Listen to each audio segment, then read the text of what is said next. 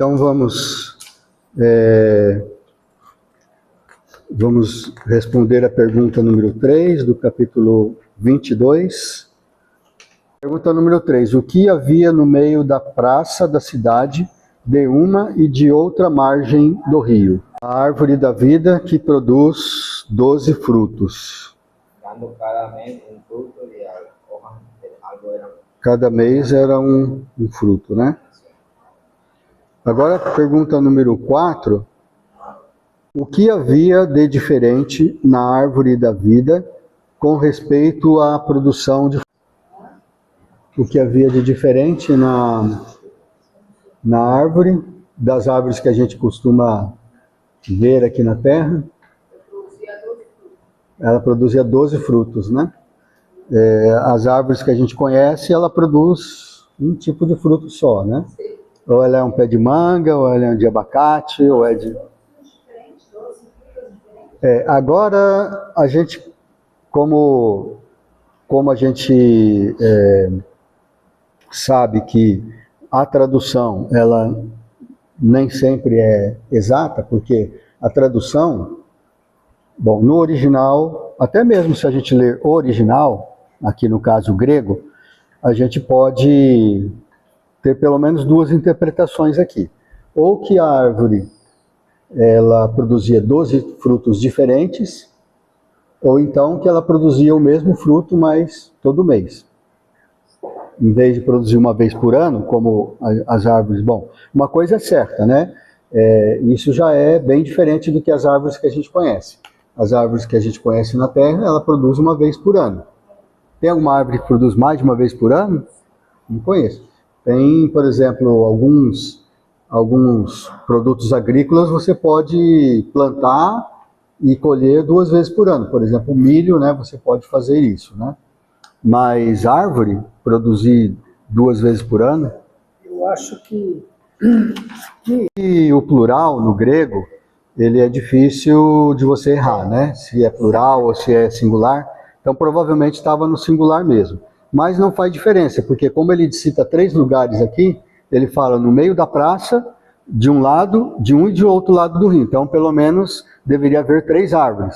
Mas isso não impede de você falar no singular. A árvore da vida, ela está tanto no meio da praça, quanto de um lado do rio, quanto do outro lado do rio. É a árvore da vida, só que ela pode... É um tipo de árvore, entendeu? Então ela pode ser 3 árvores ou mais, né? Pode ser, inclusive, que no decorrer você andando na margem dos rios, né? Você poderia encontrar várias árvores da vida, mas é a árvore da vida no singular, porque é só um tipo de árvore da vida que existe, né? Agora, com respeito aos frutos, então você pode interpretar que havia 12 tipos de frutos, cada mês ela dá um tipo de fruto diferente, ou também que ela dá o mesmo fruto, mas só que ela dá 12 vezes ao ano, ou seja, todo mês ela produz novamente os mesmos frutos. Então essas duas interpretações são possíveis, tanto se você olhar o texto original, quanto se você olhar as nossas traduções aqui. Lá no céu vai poder comer esse fruto, é diferente do que aconteceu no Jardim do Éden, né? Porque eles foram expulsos para não comer desse fruto. No Jardim do Éden, tinha já a árvore da vida, no Jardim do Éden, antes de Adão pecar, tinha lá a árvore da vida, e ele podia comer livremente de todas as árvores do jardim, inclusive da árvore da vida. Mas quando ele pecou, Deus escolheu uma das árvores lá do jardim e disse para ele, olha, essa árvore que está no meio do jardim você não pode comer. Você pode comer de todas as árvores, inclusive da árvore da vida que estava lá. Mas você não pode comer dessa que está no meio do jardim. A gente não sabe que fruto que era. Muita gente acha que é a maçã, mas eu acho que não era maçã, era uma árvore. Pode até ser, né? A maçã virou assim. Era um tipo de fruta qualquer, né? Pode ser morango, pode ser uva, pode ser uma fruta que a gente nunca ouviu falar, né? Mas essa árvore era conhecida como a árvore do conhecimento do bem e do mal. Deus disse para Adão e Eva, desse fruto vocês não podem comer. O dia que vocês comerem desse fruto, vocês vão morrer. E o que aconteceu? Eles quiseram comer justamente esse fruto. A serpente enganou Eva, ela comeu do fruto, a Eva levou o fruto para o seu marido, ele sabendo que era o fruto da árvore que não podia comer, ele comeu, e aí o que aconteceu? Eles morreram. Só que eles não morreram fisicamente na hora, mas espiritualmente já estavam mortos. E Deus, então, os expulsou, ali no texto em Gênesis, fala que Deus os expulsou do jardim e colocou um anjo, ou anjos, guardando a entrada do jardim para que eles não entrassem lá. Porque ele falou assim, está escrito lá em Gênesis, né? Deus falando consigo mesmo, né? Porque Deus é triuno, né? Então Deus falando consigo mesmo. Vamos impedir que eles comam do fruto da árvore da vida e vivam para sempre. Então é isso que aconteceu. Agora esse fruto que vai ter no céu, né, é a mesma árvore, a árvore da vida que já existia desde o início da criação. Isso aqui não vai poder pôr nada. Só que lá todos vão poder comer livremente, porque todos vão viver eternamente, lá no céu. E já o pecado já não vai existir mais, né? O pecado já vai estar superado. Porque Jesus já resolveu esse problema, né? Ele morreu e pagou os nossos pecados. E lá no céu só vão entrar aqueles que não tem perigo mais de pecar, né? Agora a pergunta número 5 fala das folhas, né? Para que serviam as folhas da árvore da vida? Então, as folhas da árvore da vida serviam para a cura dos povos. É interessante, né? Eu acho que, será que as pessoas vão pegar vão fazer chá da folha da árvore da vida? Hoje em dia tem chá de folha de canela, chá de folha de goiaba, cada um tem um propósito. Cada planta, né? Para uma finalidade a gente nem sabe, né? Eu estava vendo esses dias um documentário falando sobre o quinino. O quinino quinino. Quando a gente toma aquele refrigerante que a gente chama de água tônica, lá no rótulo está escrito que tem quinino, que é uma substância medicinal. Quinino é uma fábrica, eu acho que é em homenagem, existe uma fábrica de produtos alimentícios que se chama Quinino, que é em homenagem a essa substância. Esse quinino, segundo diz lá o documentário, ele é retirado de uma casca de uma árvore que tem lá nos Andes, na Cordilheira dos Andes. Então lá no Chile, Bolívia, Peru, né? Então por ali. E quando os espanhóis vieram para dominar a América, eles começaram a sofrer com a malária, porque a malária é uma doença que eles não conheciam. E na floresta amazônica tem muita malária, né? O mosquito pica as pessoas, transmite acho que é um parasita, alguma coisa assim, que é a malária, né? Que transmite a malária. E as pessoas começaram a morrer com essa doença. E é uma doença que fica a vida inteira no corpo da pessoa. A pessoa pode ser curada, mas, né, ela fica com aquele vírus circulando lá. E então eles descobriram que os índios usavam esta casca da árvore, do quinino, eles moíam, né, transformavam em pó, e eles tomavam, mas era por causa do frio que eles sentiam. Lá na Cordilheira dos Andes é bem frio, porque é muito alto, então para evitar aquela tremedeira do frio, então eles tomavam esse quinino. E é super amargo, é uma coisa super amarga. Aí os espanhóis, então eles pensaram assim, bom, se esta substância ela pode tirar aquele tremor por causa do frio, quem sabe ela pode tirar também o tremor causado pela malária, porque a pessoa quando tem malária, ela tem febres muito altas e ela fica tremendo de frio, porque quando a gente tem uma febre muito intensa, a pessoa fica tremendo de frio.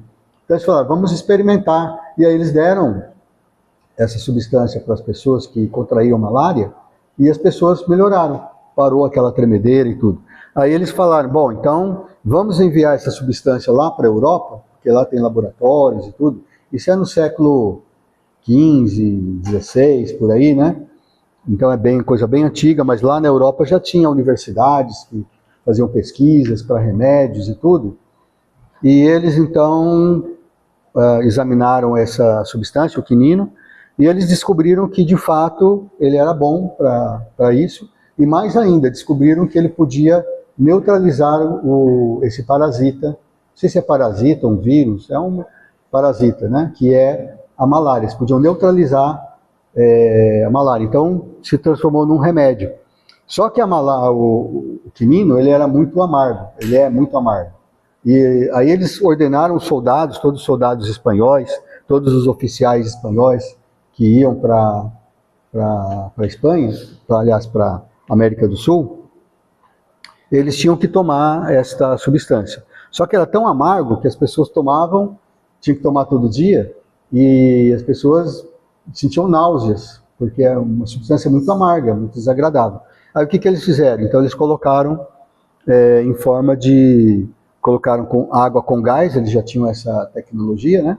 Colocavam água com gás e açúcar, e aí que surgiu então a água tônica, né? E é chamado água tônica porque era como se fosse um tônico, uma coisa para te fortalecer, que você tomava todo dia. Parece o boldo, né? Mas eu acho que ela é mais amarga do que o boldo. Hoje em dia a gente compra no supermercado a água tônica, né? Mas os médicos não recomendam que você use como remédio. Por quê? Porque tem muito açúcar. Para tirar o efeito do amargo da água tônica, e ainda assim é amargo, né? E eles colocam muito açúcar. Então tem tanto açúcar quanto a Coca-Cola, por exemplo, né? Então se você ficar tomando direto, o quinino, o que tem de quinino na água tônica é muito, muito pouco para ser medicinal. E o que tem mais é açúcar. Então, pode tomar assim de vez em quando como refrigerante, para quem gosta de coisas amargas, mas não como remédio. Se você quiser como remédio, vai na farmácia e compra lá cápsulas, né? Essas coisas que é melhor. 5 miligramas. 5 miligramas por litro de água tônica. Então é muito pouco para... Né? Enquanto você toma por litro, 5 miligramas por litro, você tomar 1 litro de água tônica, você tomou 5 miligramas de quinino, mas você tomou açúcar suficiente para um mês, né? Então, não é bom, você vai engordar muito. Então a gente vê que árvores, né, folhas ou casca, tudo pode servir para remédio. Então essa árvore da vida que tem a gente fala no céu, né, que é na morada eterna, ela vai servir para a cura dos povos. Mas aí a gente fica pensando, mas por que cura se não vai ter mais doença? Né? E por que você precisa comer do fruto da árvore da vida para você viver para sempre, se a vida já é eterna? Então, a Bíblia não dá essas respostas. Então, pode ver que há muitas coisas, tinha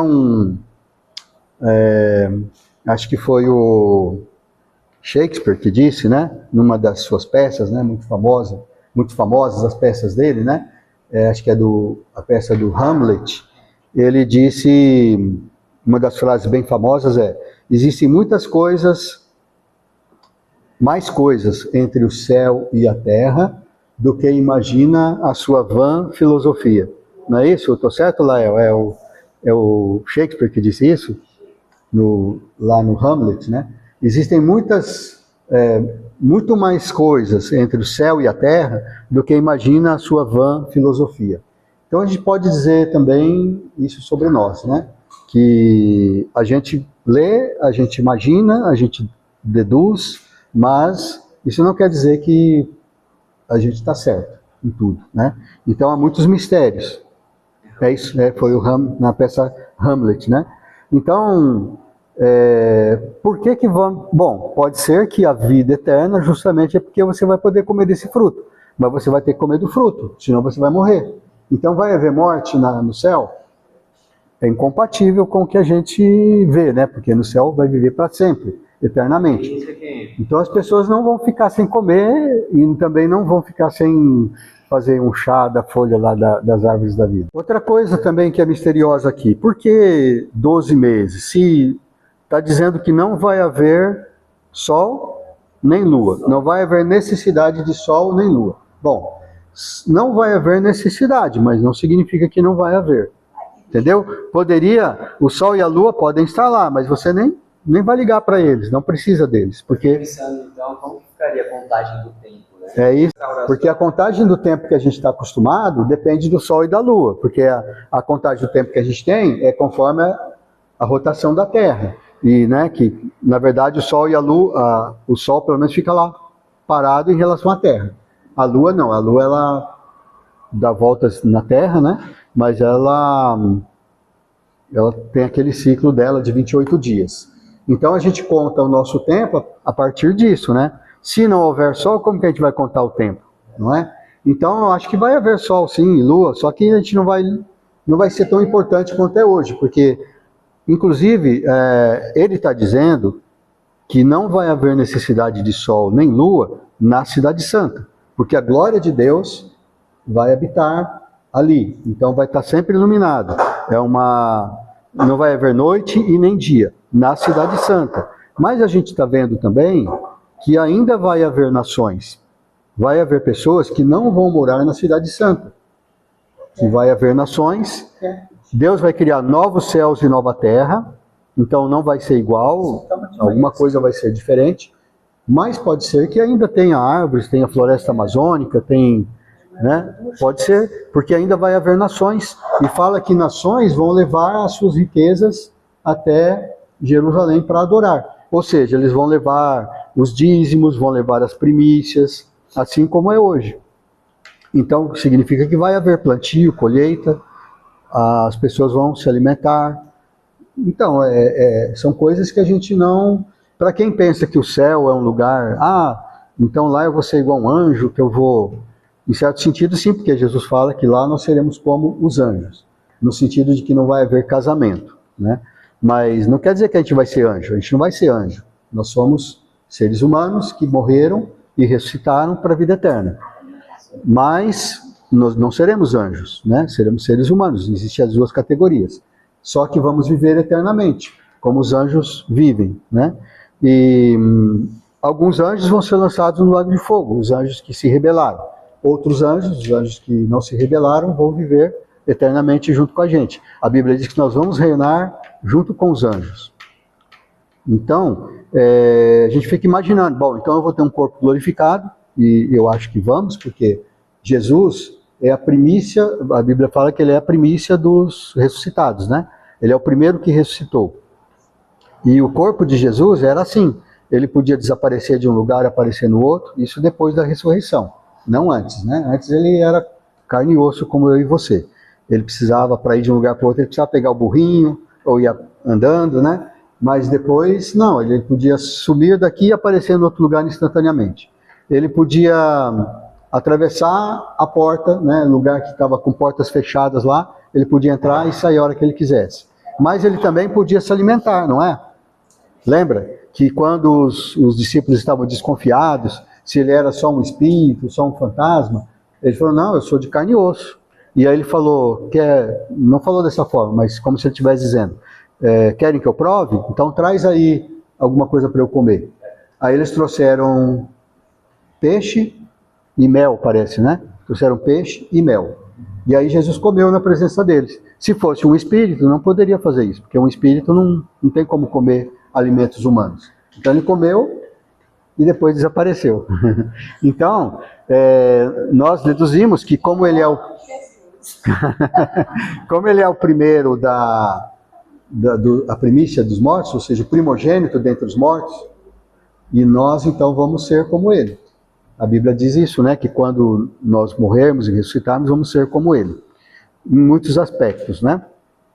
Então, se Jesus pôde comer, né, se alimentar, né, ele tinha um corpo, o corpo dele inclusive tinha as marcas, né? Que ele mandou o Tomé, né? O Tomé, você está duvidando? Vem cá, toca aqui vê as minhas mãos aqui, ó, furadas. Toca aqui no meu lado, onde, lado direito, né? Onde foi furado com a espada.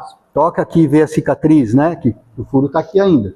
Então a cicatriz vão estar ainda. Então, como que é lá no céu? A gente tem essas dicas aí. A gente está mostrando aqui, está falando em Apocalipse que vai haver nações, vai ter gente que não vai morar na Cidade Santa, mas que vão ter acesso à Cidade Santa, ou seja, eles vão lá de tempos em tempos, né, as nações vão lá para levar. Então eu estou imaginando assim, é um milênio melhorado, que no milênio não vai ser ainda, a Cidade Santa não vai estar aqui, no milênio Jesus vai reinar sobre a terra, e ainda vai haver pecado no milênio, porque lá o Isaías fala que as pessoas que pecarem vão morrer com 100 anos, né? E quem morrer com 100 anos ainda estará morrendo jovem. Então, as pessoas vão ter longevidade. Só que no milênio, então, ainda haverá morte. Mas depois do milênio, que tem o julgamento do trono branco, aqueles que tiverem, todos vão ressuscitar, aqueles que tiverem que ir para o lago de fogo vão para o lago de fogo, aqueles que tiverem que ter vida eterna vão ter vida eterna. Mas como que vai ser? A Bíblia diz que Deus vai criar novos céus e nova terra. Então vai ter o céu e vai ter a terra. Só que vai ser diferente do que é hoje. Diferente em que sentido? Não sei. Mas em algumas coisas vai ser parecido. Vai ter um rio, não é? O rio da água da vida, águas cristalinas. Vai ter árvore, né? A árvore da vida vai estar lá, nas duas margens do rio. As pessoas vão comer do fruto. Então as pessoas vão se alimentar. As pessoas vão, não sei se elas vão comer as folhas ou vão fazer chá das folhas, que é para a cura das nações. Se bem que cura, o que foi traduzido para cura, pode também ser traduzido para saúde. Ou seja, não quer dizer que as pessoas vão adoecer e aí, adoecendo, elas vão. Porque a gente sabe que a doença é por causa do pecado. Se não existisse o pecado, não haveria doenças. Então eu acredito que não vai haver doenças. Mas, mas quando é para cura, ou seja, para saúde. Para que você mantenha a saúde. Você come do fruto da árvore da vida, para que mantenha a vida, e você come ou faz um chá das folhas, né? Para que você mantenha a sua saúde. Então é uma saúde preventiva. Deus vai fazer uma saúde preventiva, não curativa.